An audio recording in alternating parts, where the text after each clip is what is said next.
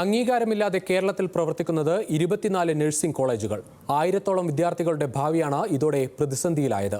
ഒന്നാം സെമസ്റ്റർ പരീക്ഷാഫലം സർവകലാശാല തടഞ്ഞതോടെ ആശങ്കയിലായിരിക്കുകയാണ് വിദ്യാർത്ഥികൾ.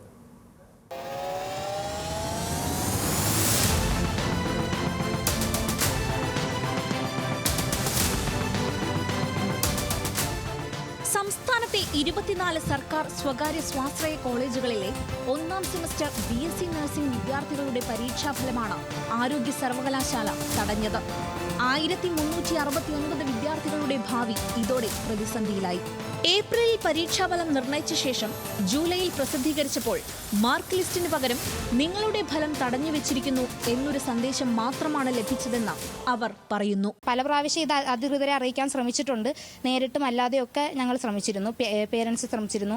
എന്നിട്ടും യാതൊരു രീതിയിലുള്ള അന്വേഷണം എല്ലാവരും ശരിയാകും എന്നൊരു ഇത് മാത്രമേ ഞങ്ങൾക്ക് കിട്ടിയുള്ളൂ. അത് ഞങ്ങൾ വിശ്വസിച്ചു. എന്നിട്ട് ഞങ്ങൾ കഷ്ടപ്പെട്ട് പഠിച്ച് ഒരു 6 മാസം പരീക്ഷ എഴുതി കഴിഞ്ഞ് റിസൾട്ടും കാത്തിരിക്കുമ്പോഴാണ് അറിയുന്നത് ഞങ്ങൾക്ക് എന്താ അംഗീകൃതമല്ലാത്തത് കൊണ്ട് റിസൾട്ട് പോലും വരുന്നില്ല. അപ്പം യൂണിവേഴ്സിറ്റി അങ്ങനെ ചെയ്യണമെങ്കിൽ ഇനി എന്തായിരിക്കും ഞങ്ങളുടെ ഭാവി എന്നുള്ളത് ഞങ്ങൾക്ക് ഭയങ്കര ആശങ്കയുണ്ട്. BSc നഴ്സിംഗിന്റെ കോഴ്സിന്റെ ഇത് പ്രകാരം നമുക്ക് റിസൾട്ടിന്റെ ആവശ്യമില്ല. 8 സെമസ്റ്റർ വരെ നമുക്ക് എഡ്യൂക്കേഷൻ കണ്ടിന്യൂ ചെയ്യാമെന്നാണ് പറയുന്നത്.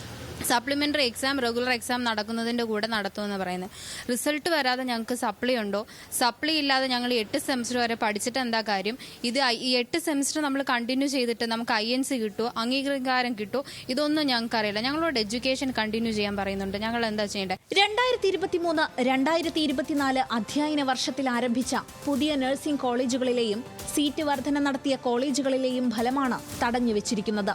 കോളേജുകൾ ആരംഭിക്കുന്ന സമയത്ത് ഇന്ത്യൻ നഴ്സിംഗ് കൗൺസിലിൽ അംഗീകാരം വേണമെന്ന നിബന്ധന പാലിക്കാത്തതാണ് പ്രതിസന്ധിക്ക് കാരണം. പുതിയ കോളേജുകൾ ആരംഭിക്കണമെങ്കിൽ Kerala Nursing Council, Indian Nursing Council എന്നിവയുടെ അംഗീകാരം നേടിയ ശേഷം സർവകലാശാല അംഗീകാരം നൽകിയാൽ മതിയെന്നാണ് വ്യവസ്ഥ. INC അംഗീകാരം ഇല്ലാത്തതിനാൽ സാമ്പത്തിക ബുദ്ധിമുട്ടുള്ള വിദ്യാർത്ഥികൾക്ക് ഈ ഗ്രാന്റ് ആനുകൂല്യം ലഭിക്കാതിരിക്കുകയും വിദ്യാഭ്യാസ വായ്പ നിരസിക്കുന്ന അവസ്ഥയും നിലനിൽക്കുന്നുണ്ട്. ഞങ്ങൾ ആരും അർഹതയില്ലാത്ത പിള്ളേരല്ല. അർഹത ഉണ്ടായിട്ടും അവകാശങ്ങൾ നിഷേധിക്കപ്പെട്ട 60 പേരാണ്. അപ്പൊ ഇതിനെതിരെ എന്തെങ്കിലും നടപടി എടുക്കണമെന്നാണ് ഞങ്ങൾക്ക് പറയാനുള്ളത്. പല ജില്ലകളിൽ നിന്നുള്ള വിദ്യാർത്ഥികളുടെയും മാതാപിതാക്കൾ നവകേരള സദസ്സിലടക്കം പരാതി നൽകി. പക്ഷേ നിരാശയായിരുന്നു ഫലം. അടിസ്ഥാന ആവശ്യങ്ങൾ ലഭ്യമാകാത്തതിനാലും സാമ്പത്തിക പ്രതിസന്ധിയും കാരണം കോഴ്സ് നിർത്തിപ്പോകേണ്ട അവസ്ഥയാണുള്ളതെന്ന് വിദ്യാർത്ഥികൾ പറഞ്ഞു.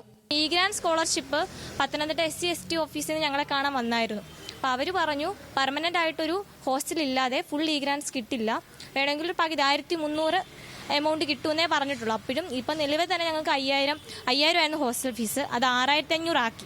5000 പോലും ഞങ്ങൾക്ക് പല കുട്ടികൾക്കും കൊടുക്കാൻ പറ്റുന്നില്ല. അപ്പോഴാണ് 6500 ആക്കിയത്. അപ്പോൾ ഈ ഗ്രാന്റ്സും കിട്ടുന്നില്ലെന്ന് പറയുന്നു. അപ്പോൾ പല കുട്ടികളും ഇപ്പം ഡ്രോപ്പ് ഔട്ട് ചെയ്ത് പോകേണ്ട അവസ്ഥയിൽ തന്നെ നിൽക്കുകയാണ്. മുഖ്യമന്ത്രി, ആരോഗ്യമന്ത്രി, സർവകലാശാല, Kerala Nursing Council, Indian Nursing Council എന്നിവർക്കെല്ലാം നിവേദനം നൽകിയിട്ടും അനുകൂല നടപടി ഉണ്ടായില്ലെന്നാണ് വിദ്യാർത്ഥികളുടെ പരാതി.